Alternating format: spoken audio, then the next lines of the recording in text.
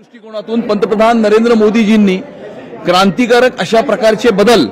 हे जीएसटी मध्ये आणलेले आहेत, जीएसटी रिफॉर्म्स आणलेले आहेत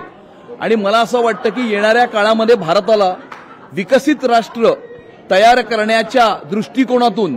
पंतप्रधान नरेंद्र मोदीजींनी जीएसटी रिफॉर्म्स मध्ये केलेले हे बदल किंवा जीएसटी मध्ये आणलेले रिफॉर्म्स हे येणाऱ्या काळामध्ये एक मोठा परिवर्तन या देशाच्या अर्थव्यवस्थेमध्ये करतील आणि आपलं सर्वांचं जे स्वप्न आहे, मोदीजींचं जे स्वप्न आहे की 2047 मध्ये भारत एक विकसित राष्ट्र झाला पाहिजे, ते विकसित राष्ट्र होण्याच्या दिशेने हा देश या रिफॉर्म्समुळे गतीने कूच करणार आहे। थेट सर्वसामान्य नागरिकांनाच त्याचा फायदा होणार आहे, कारण प्रत्येक गोष्टीचा स्लॅब, प्रत्येक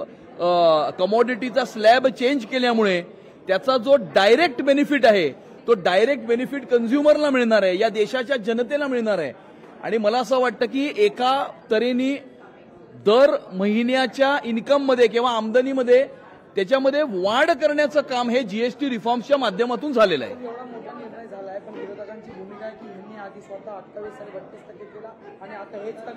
नाही, असं आहे, विरोधकांना काय म्हणायचं आहे ते विरोधकांना म्हणून या देशाच्या जनतेला माहिती आहे की गेल्या 11 वर्षामध्ये या देशाची आणि भारतवासियांचा मान सन्मान आणि इज्जत वाढवण्याचं, संपूर्ण जगाच्या पाठीवर वाढवण्याचं काम कोणी केलंय तर ते पंतप्रधान नरेंद्र मोदीजींनी केलेलं आहे। आणि आज आपण विकसित भारतचं जे स्वप्न पाहतोय ते विकसित भारतचं स्वप्न पाहण्याच्या स्थितीमध्ये या देशाला पंतप्रधान नरेंद्र मोदीजींच्या नेतृत्वाने आलेलं आहे। सर, प्रधानमंत्री नरेंद्र मोदी ने जो है अभी एक स्पीच दिया, एक बहुत बड़ा तोहफा नवरात्रि के समय से भारतीय जो है जनता को मिलने जा रही है। आप क्या कहना चाहेंगे, जीएसटी का जो रिफॉर्म हुआ है, राहत मिली है? प्रधानमंत्री नरेंद्र मोदी जी ने जीएसटी के जो रिफॉर्म्स लाए हैं, हम ऐसा मानते हैं कि भारत को स्वावलंबी बनाने के लिए, भारत को आत्मनिर्भर बनाने के लिए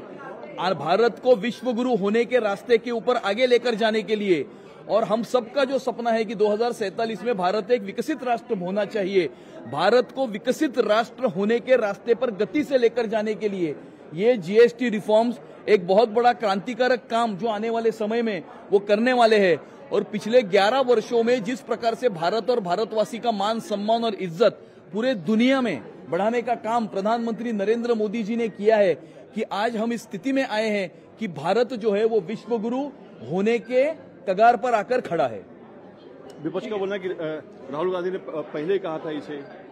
नहीं, विपक्ष को क्या बोलना है वो बोलने दो। इस देश की 140 करोड़ जनता ये जानती है कि किस प्रकार से भारत में प्रगति, उन्नति और विकास ये नरेंद्र मोदी जी के नेतृत्व की ही वजह से इस देश को देखने मिला है।